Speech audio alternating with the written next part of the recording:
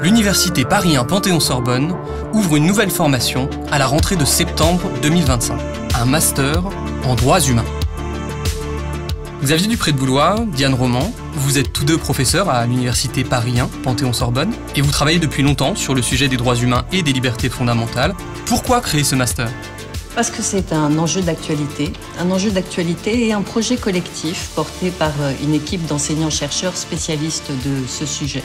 C'est la raison pour laquelle vraiment nous nous réjouissons d'ouvrir cette formation qui accueillera chaque année 20 étudiantes et étudiants titulaires d'une licence en droit et qui sont désireux d'approfondir ces enjeux de droits fondamentaux. L'objectif de cette formation est de former des juristes dotés de deux grandes compétences. Une capacité de réflexion et d'approfondissement sur les enjeux posés par les droits de l'homme et les libertés fondamentales. Ces questions sont d'une grande actualité. Par exemple, comment garantir les libertés dans des contextes sécuritaires ?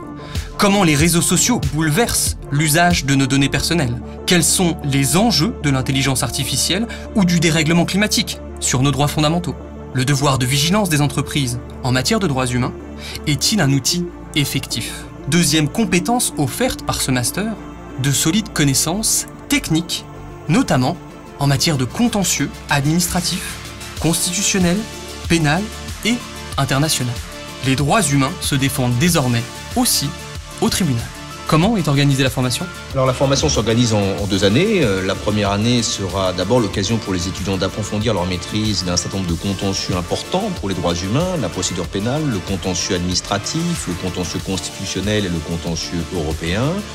Et puis par ailleurs, il leur permettra d'aborder des nouvelles matières par rapport à la licence, des matières souvent transversales comme le droit de l'environnement, le droit de la santé, le droit des étrangers, le droit du numérique ou encore les droits sociaux.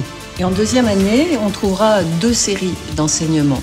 Des enseignements transversaux qui portent sur les enjeux essentiels des droits des libertés, comme par exemple leur conciliation, leur universalisme, leur justiciabilité ou encore la lutte contre les discriminations.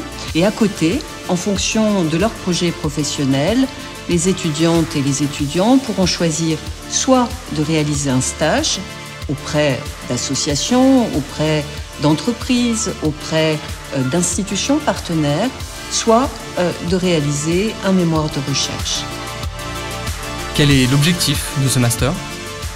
Les débouchés professionnels sont nombreux, les professions juridiques bien sûr, la magistrature, le barreau, l'université.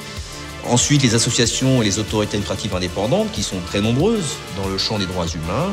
Et puis enfin, les entités privées, publiques, qui de plus en plus sont invitées à intégrer la prise en compte des droits humains dans leurs activités.